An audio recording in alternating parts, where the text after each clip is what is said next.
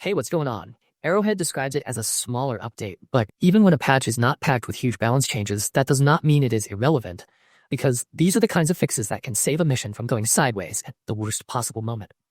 This update is rolling out on PC, Xbox, and PlayStation 5, and one of the big themes here is simple.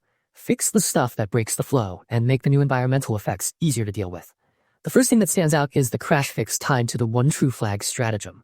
Specifically, Arrowhead says they fixed a crash that could happen when a player swapped weapons while planting the one true flag in multiplayer.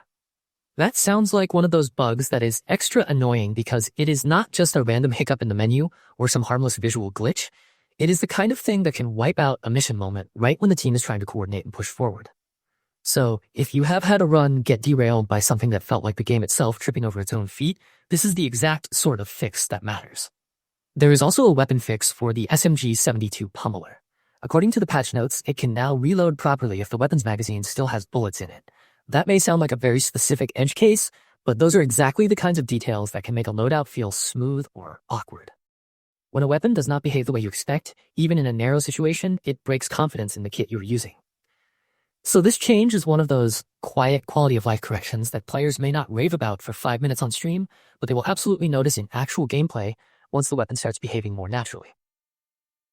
Then there is the title fix, and honestly, this one feels very Helldivers in the best way.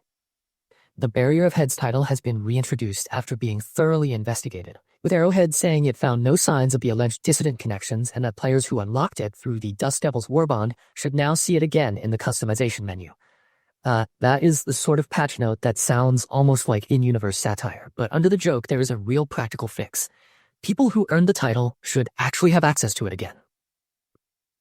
It is a nice reminder that cosmetic and identity stuff still matters in a game like this, because the titles, armor, and customization options are part of how players show off what they have unlocked. The update also leans hard into visibility improvements, which is probably the biggest gameplay feel change here.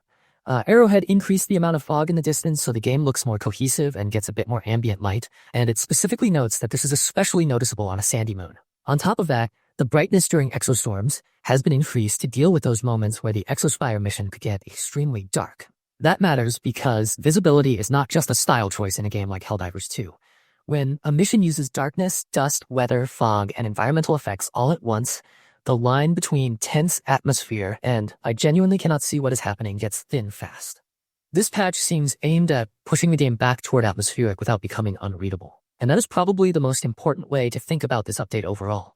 It is not the kind of patch that reinvented weapons or added a giant new faction or introduced a huge mode. It is more like Arrowhead stepping in and saying, okay, let's clean up the worst friction points and make the new environment easier to actually play in. That includes the crash fix, the weapon fix, the title restoration, and the visibility tuning. Together, they make the update feel like a maintenance pass with a very specific goal: make missions less likely to break, and make the newer environments less punishing on the eyes. At the same time, the official known issues page shows that the work is not finished yet. Arrowhead says that this list is for confirmed issues that are due to be fixed, and it also makes clear that most crashes, performance problems, and connectivity issues are ongoing concerns that are not all listed there. In the current list, the gameplay side still includes things like explosives, ragdolling, Helldivers hidden behind terrain, weapon customization not correctly displaying sway and reload stats, city defend events showing the wrong super earth-controlled biome, attachment previews not updating until you buy and equip them, the airbase control tower, soft locking if you destroy it with a portable hellbomb too early, melee kills not being counted properly, and the flesh mob clipping through objects while charging. The technical side still has some rough edges too. The known issues page says players using Microsoft IME languages are unable to type Korean, Japanese, and Chinese symbols in chat, and network desync can cause CF artillery shells to fail to insert properly, which can soft lock that objective.